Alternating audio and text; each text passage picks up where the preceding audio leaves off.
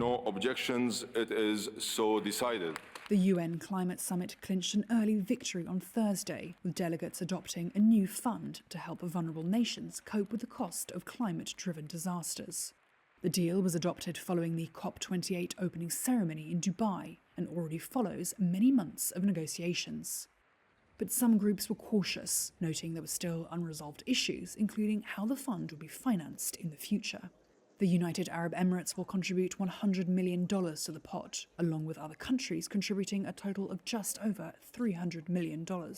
Germany pledged $100 million and the United States $17.5 million, with hopes the amount would build to a substantial sum. The early breakthrough on the damage fund, which poorer nations have demanded for years, could help grease the wheels for further compromises.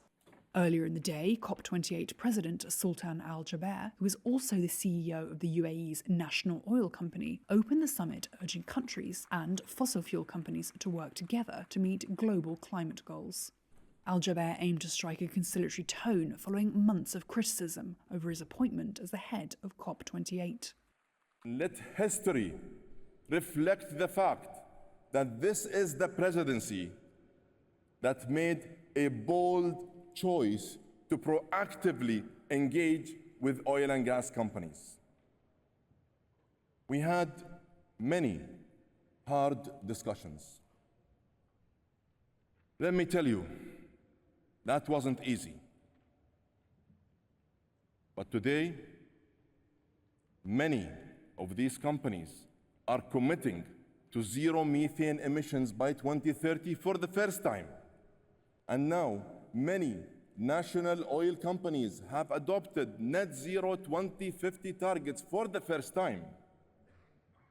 And I'm grateful that they have stepped up to join this game-changing journey. But I must say, it is not enough. And I know that they can do much more. Over the next 2 weeks, governments will also debate whether to agree, for the first time, to phase out the use of CO2-emitting coal, oil and gas globally, the main source of emissions. Also on the agenda is what's known as the global stocktake. This is when countries assess their progress in meeting global climate goals. The main one being the Paris Agreement goal of limiting global warming to well below 3.6 degrees Fahrenheit or 2 degrees Celsius.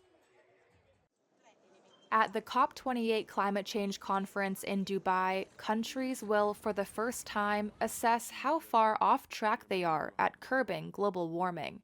It's a process called the global stocktake. Here's what you need to know. Under the 2015 Paris Climate Agreement, countries must gauge progress on their own climate goals as of this year, and then every 5 years afterwards. Based on the results, they may be pressed to set more ambitious policies or contribute more money to help developing countries adopt clean energy. The process will reveal progress so far, as well as what action is still needed. The aim is to produce a plan by the end of the conference. In September, the UN offered an early stocktake assessment that showed countries were far behind in meeting their goals. It estimated that current emission plans put the world on track to warm by at least 2.5 degrees Celsius, higher than the 2015 goal. The UN said action was required on all fronts to keep global temperature rise limited to 1.5 Celsius.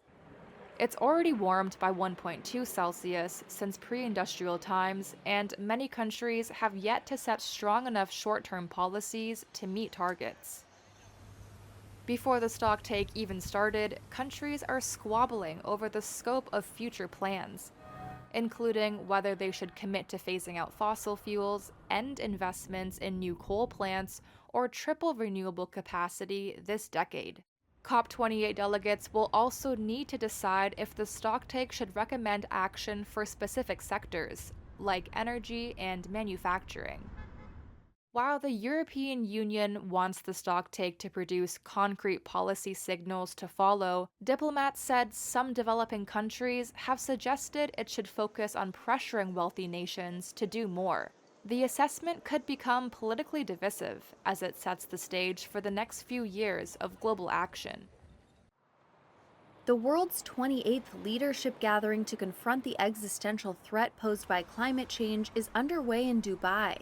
As world leaders look to address our long-known problem, here's a look at some key moments in the history of climate negotiations. In 1990, at the UN's Second World Climate Conference, scientists highlight the risks of global warming to nature and society. British Prime Minister Margaret Thatcher calls for binding emissions targets. We need to speed up action and set ourselves higher targets and shorter deadlines. In 1992, countries at the Rio Earth Summit sign on to the UN Framework Convention on Climate Change. It establishes the idea that developed countries must do more to tackle climate warming emissions. In 1995, the first Conference of the Parties, or COP, is held in Berlin. A final document calls for legally binding emissions targets. In 1997, at COP3 in Kyoto, Japan, parties agree to emissions cuts for developed countries. In 2005, the Kyoto Protocol goes into effect. It's a legally binding treaty in which 55 countries agree to reduce greenhouse gas emissions. In 2009, COP15 talks in Copenhagen nearly collapse amid efforts to agree to a binding post-Kyoto framework. Countries instead vote to take note of a non-binding political statement. COP 16, 17, and 18 all failed to set new binding emissions targets. Delegates in Doha at COP 18 instead extended the Kyoto Protocol through 2020. In 2015, COP21 results in the Paris Agreement. L'accord de Paris pour le climat est accepté. The first global pact to call for increasingly ambitious emissions pledges from both developed and developing countries. Delegates also pledged to try to keep warming to within 1.5 degrees Celsius. In 2017, U.S. President Donald Trump pulls the U.S. out of the Paris Treaty. The United States will withdraw from the Paris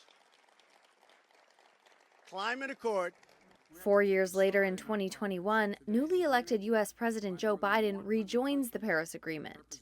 At COP26 later that year, the Glasgow Pact sets a goal of using less coal and resolves rules for trading carbon credits to offset emissions. In 2022, COP27 in Egypt marks a historic deal for a loss and damage fund for costly climate disasters, but does little to address the emissions fueling such disasters.